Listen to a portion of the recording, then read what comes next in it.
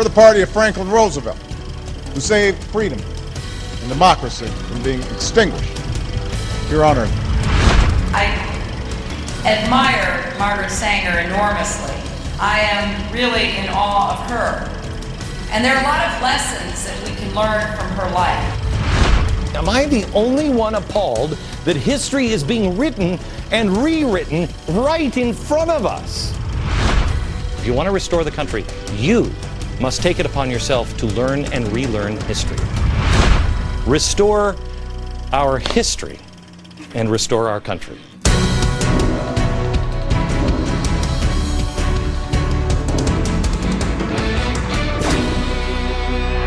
Hello, everyone. Welcome to the Glenn Beck program. I'm Judge Andrew Napolitano in for Glenn. Tonight is part 3 of a 5-day special series to get you caught up on what Glenn's been covering on the program this year. Monday night, we brought you the crash course on the fundamental transformation of our economy. And last night, we showed you the radicals surrounding our president who help him with that transformation. Tonight's show features the history lessons you weren't taught in school and ones your children will never likely learn either. As you know, Glenn has made it his mission to do whatever he can to help restore this great nation. And the way he believes we can take this country back is through education and restoring history. Much of U.S. history has been distorted or forgotten or even erased, and it's time to reverse that. I'm joined here tonight by a special friend of the show, Burton Folsom Jr., author of the great book, New Deal, Raw Deal. It's about the disastrous economic policies of FDR. Most people think the New Deal was a great deal for America because that's what we were all taught in school. Professor Folsom is going to share some of his thoughts on the revisionist history we're going to show you tonight and throughout this program. So sit back and join us as we take a trip back in time to set history straight for our future.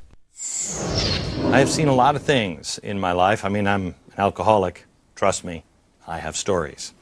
But the one thing that has shocked me more than anything else is reading history. Reading history.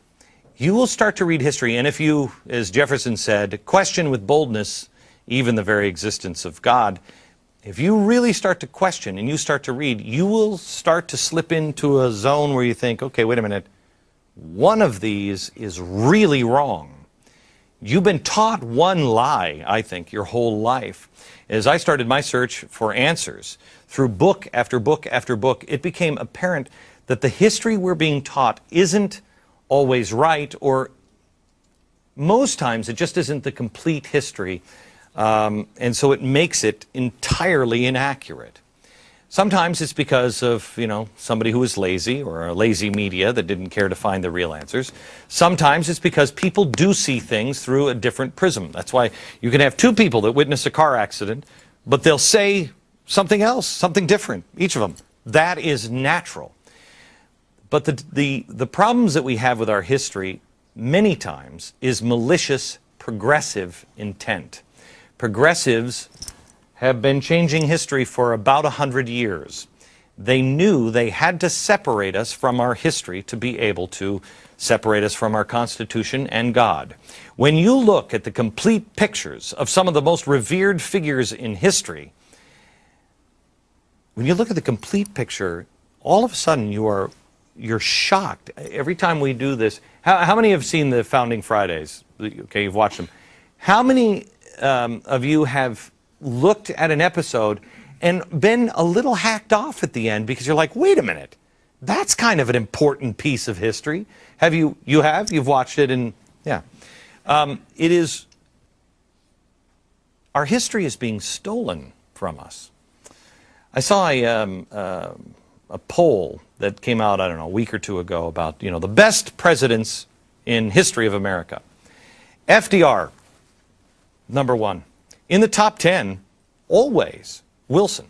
Wilson and FDR, they did more to destroy the Constitution than practically any other president or all other presidents, present president excluded, combined. FDR, Wilson, both used emergency and war to justify just running around the Constitution. FDR ran for a third and fourth term. There's a reason Congress instituted official term limits for the president after FDR died. They didn't want him to happen again. We were never taught about Woodrow Wilson. Woodrow Wilson was a racist of the first order. This guy was a spooky, spooky dude. He subverted the Constitution. He locked people up. He invented propaganda. I mean, state-sponsored propaganda. He was the man that Goebbels learned it from. Bert, do you agree with what we just heard? Didn't FDR and Woodrow Wilson do irreparable damage to the Constitution? Indeed, they did. Even if we put aside President Wilson and the Espionage Act and the Sedition Act, and how he put people in jail for disagreeing with him in World War I, how newspapers were shut down, some never reopened. We had people in jail who never were allowed out of jail, even after the war was over. Right. Even if we put that aside, we see FDR and Wilson fundamentally interfering with the liberty of contract that the Constitution gives us. Why weren't we taught about this stuff in schools? Why do we have to learn this now? I think most historians like the intervention that the government did. They like the centralization of power, and they feel that the freedom that the Constitution gives to people, for example, to set contractual rights for wages, for hours of work, that should be interfered with by the federal government. That the government knows best. The government knows best. Okay, now let's take a look at some of the comparisons Glenn has made between FDR and the current progressive in power, President Obama. President Obama was heralded as the new FDR, and he's run that pattern since the day he got in office. I think he's more like Woodrow Wilson, but they're both spooky enough for most people once you know who they were. There's a critical difference between FDR and Obama. There were no big government programs before FDR. There was one. It started right before with Hoover. But debt wasn't a problem. It wasn't even on the radar when we started the massive expansion of government. Our grandparents didn't have debt like we do now. They didn't have credit cards. And FDR, man, he spent and spent and spent and spent. But he did one thing that Obama hasn't done. He actually put an engine, much to his chagrin. I don't think he intended on doing this, but he put an engine in the car. FDR just wanted public control of everything, including energy. Gee, that sounds familiar. In 1932, he said, "Electricity is no longer a luxury. It's a definite necessity." He publicly attacked utility companies, calling them evil in his 1935 State of the Union speech. The same year, his Federal Power Act gave government the authority to review and approve the rate charged by public utilities in connection with the transmission or sale of electricity. Wow, that whole thing kind of sounds like what they're trying to do to the internet now. Well, we're talking about what they're trying to do about energy. I get them all so confused. Well, he also created the Tennessee Valley Authority, a massive debacle that was originally created to stop frequent flooding in Tennessee. Ronald Reagan actually talked about this. He said the annual interest on the TVA debt was 5 times as great as the annual flood damage it sought to correct. But they did it anyway. No big deal. And by the way, every country that tried to model the TVA failed miserably. FDR squashed industry. The number of private utilities plummeted from 216 in 1938 to only 18 by 1958. So far, you don't really see a difference between Barack Obama and FDR on this one, do you? Because it was all about redistribution of wealth with him as well. The only reason it was stopped, though, is because he'd been in office for like 5,000 years. He was old. He went away. Okay? They reversed a lot of the things that he did. In the end, however, much to his chagrin, he was going for cheap and available energy, and we got it. FDR tried to create more energy, would allow you to take care of that energy and take advantage of it as the United States of America. We could build refrigerators and radios and milk coolers, as they called them, washing machines, all items that became commonplace after his work projects. Despite FDR's onslaught of big government projects, despite the unbelievable socialist nature and the average small business that he was just putting through a meat grinder, once they took their boot off of that throat, and all the government crap was gone, you still had cheap energy. Once the nightmare of a beast government went away, American ingenuity was relatively free to operate and create. But the current administration's goal is to not provide cheap energy in the end, but expensive energy. FDR decides to make the union stronger. Sound familiar? Regulate price controls, interfere with business, pay higher wages than the amount of productivity justified. Obama, he's completely different. He says SEIU's life work is his work. Obama has fired the CEOs of companies, taking control of the automakers, of the banks, you name it, he's coming for you.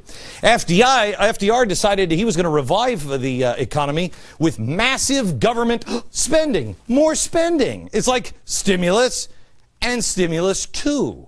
He went with new entitlements with the New Deal. That's weird, because this is what Obama is doing. Reviving the economy with massive government spending and an expansion of entitlements. Stimulus 1, 2, 3. Are we up to 4 yet? Do I hear 5?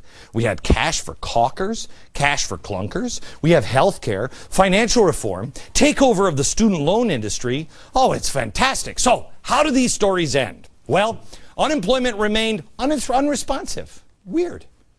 Through the New Deal and the New Deal 2. Obama, unemployment's gone up and then stayed there, flatlining.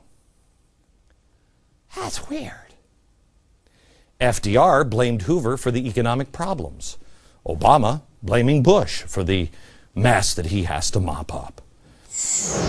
What are some of the comparisons between President Obama and his hero, FDR?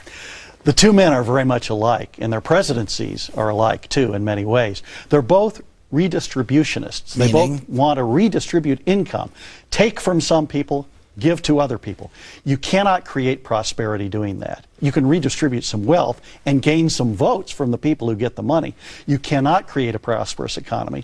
Franklin Roosevelt had a 20% unemployment rate late into his second term with his redistribution policy. Would either of these presidents rather we lived our lives as we want to or lived our lives as the federal government told us to? They wanted to have that control over our lives, and they felt that there was too much money that some people had, that the federal government had to take up to 70%, 80%, and later in Roosevelt's administration, 90% of that wealth to redistribute to others. You know, I was giving a talk the other day, and I stated that the top marginal rate, the top tax rate during World War II was 94%. You don't see any of that in the high school textbooks, that the government took that much of people's personal wealth and private property. When the war was over, the top rate, as you said, Judge, was 94% on all income over $200,000. In other words, at the $300,000 mark, you are giving away on your last $100,000, $94,000 to the federal government. You get to keep $6,000. No wonder we can't recover and get out of a Great Depression. You got it. Now to a fascinating piece on our forgotten depression and an amazing turnaround 10 years prior to the New Deal. Have you ever heard about this? The year was 1920, and America was in a crisis. Soldiers had returned home from World War I to find that their jobs were gone. Unemployment doubled to nearly 12%. Stock market was on its way to losing half of its value. The gross national product was in free fall. Outgoing President Woodrow Wilson's decision to involve America in World War I and his dyed-in-the-wool progressive agenda left the country reeling. Wilson had used the war effort to grossly expand an already bloated federal government, and in an effort to redistribute the wealth, he raised the top income tax to 77%. The end result was a country deeply in debt with an economy that was on the verge of total collapse. This was the Depression you probably never heard of, wiped clean from our history books. Why? It's called the Forgotten Depression. More on that in a minute. Another key factor in this economic nightmare was the action taken by the Federal Reserve, another Wilson-era progressive idea. As times got tougher during Wilson's last term, the Fed began to print money and make it easier to get credit. Even as America's 29th president, Warren G. Harding, took an oath of office in 1921, the country was on the brink. He wasted no time. His plan was astonishingly simple. No bailouts, no stimulus package. In fact, just the opposite.